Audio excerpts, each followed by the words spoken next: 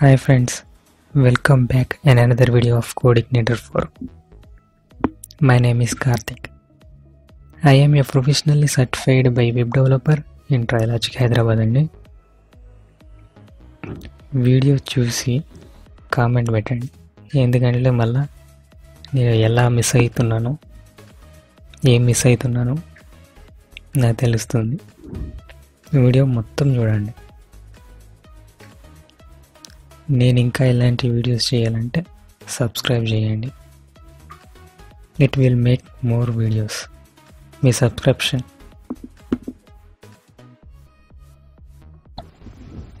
ఇంకెందుకు late, let's begin our episode. Let get start.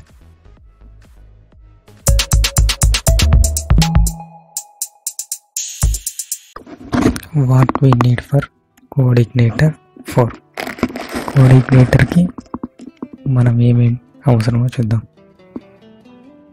First of all, using CodeIgniter must be familiar with PHP.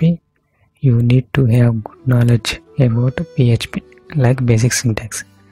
Basic syntax తెలిసి ఉండాలి PHPది. PHP కూడా కొంచెం knowledge ఉండాలి. And using CodeIgniter must be install XAMPP. XAMPP సర్వర్ని మనం install చేసుకోవాల్సి వస్తుంది. మనం ఇంకో 1 minute చూద్దాం జాంప్ అంటే ఏంటో. And you need to know about MVC framework. Framework అంటే ఏంటో మీకు ఇంతకుముందు చెప్పా. What is XAMPP? XAMPP is an observation for cross platform Apache, MySQL, PHP and Perl. And ఇది మన సర్వర్లో అప్లోడ్ చేసాక మన వెబ్ పేజెస్ ఎలా వర్క్ అవుతున్నాయో తెలుసుకోవడానికి లోకల్ సర్వర్ని క్రియేట్ చేస్తుంది. And it is basically local host or local server. It is local server works on your మన కంప్యూటర్. XAMPP అబ్జర్వేషన్ ఏంటో చూద్దాం. X means cross platform, A means Apache, M means MySQL, P means PHP, P means PERL. But what is cross platform? For example, a cross platform application may run on Microsoft Windows, Linux and macOS. and cross platform అంటే Microsoft విండోస్లో కానీ మన browsers ఏ బ్రౌజర్లోనైనా work చేస్తుంది. What is Apache? ఇది cross platform in web server. అదే web browser, ఇదే వెబ్ సర్వర్. విండోస్, మ్యాక్ ఏ వెబ్ సర్వర్లోనైనా వర్క్ అవుతుంది.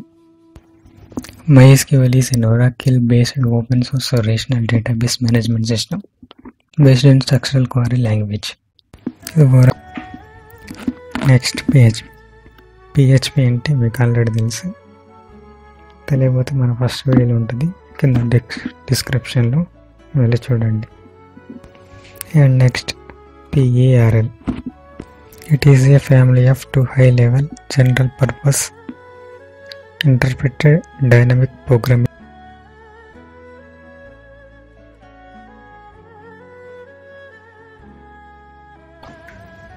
What is need for jump?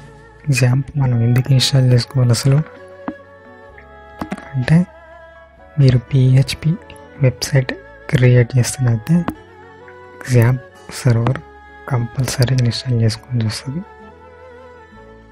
మీరు జావా డెవలపర్ అయితే మీకు జాంప్ అంతగా యూజ్ ఉండదు. MySQL database.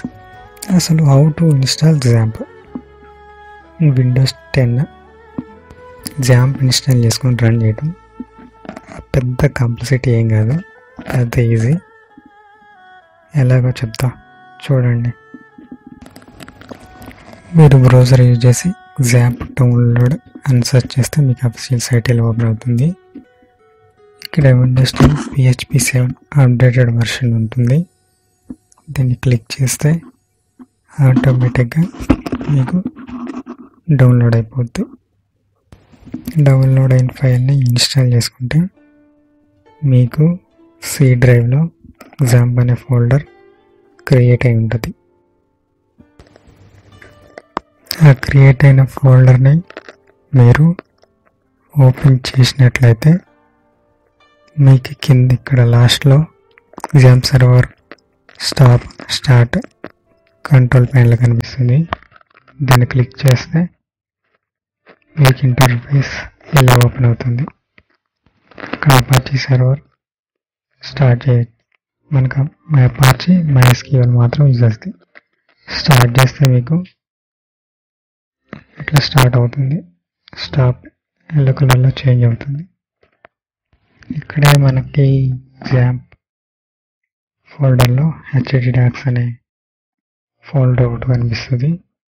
మనం వర్క్ చేయాల్సిందంతా ఈ htdocs ఫోల్డర్లోనే పెట్టాలి. అదే మనకు most important. htdocs file open చేస్తే ఫోల్డర్ ఓపెన్ చేస్తే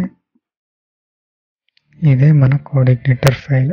ఈ కోడ్ ఎడిటర్ ఫైల్ ఎలా ఇన్స్టాల్ చేయాలనేది కొద్దిసేపట్లో చూద్దాం. కోడ్ ఎడిటర్ ఫైల్లోనే మన HTML కోడ్ రాయొచ్చు, PHP కోడ్ కూడా రాయొచ్చు. విండోస్ 10లో చూసారుగా XAMPP ఎలా డౌన్లోడ్ చేయాలో.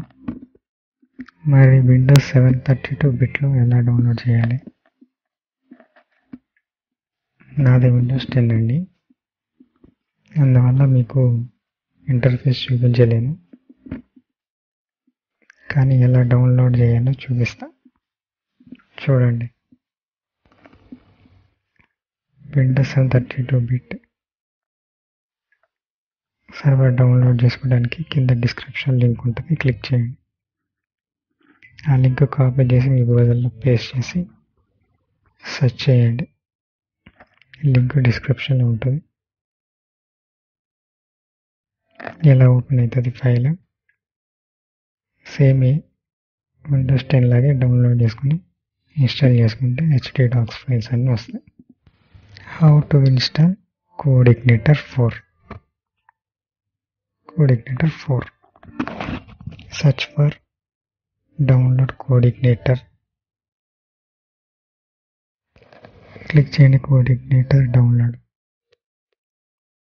ఇక్కడ చూస్తే ఇంటర్ఫేస్ ఇలా ఓపెన్ అవుతుంది. ఇది ఇప్పుడు ప్రస్తుతానికి రన్నింగ్లో ఉంది. CodeIgniter 3 old version.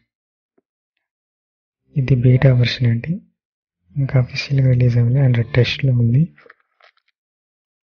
కానీ మనం యూస్ చేసుకోవచ్చు.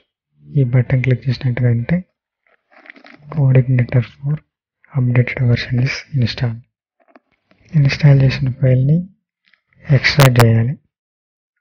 ఎక్కడ ఎక్స్ట్రాక్ట్ చేయాలనేది బ్రౌజ్ బటన్ క్లిక్ చేసి ఇంత డౌన్లోడ్ చేసింది కదా XAMPPలో htdocsలో ఇక్కడ ఎక్స్ట్రాక్ట్ చేయాలి. ఎక్స్ట్రాక్ట్ చేసిన తర్వాత దానికి రీనేమ్ చేసుకోండి. యాజ్ యువర్ విష్, మీకు ఎలా ఇష్టం ఉంటే అలా రీనేమ్ చేయండి. రీనేమ్ చేశాక ఆ ఫైల్లో యాప్స్, కాన్ఫిగరేషన్స్ అన్ని ఫైల్స్ వస్తాయి.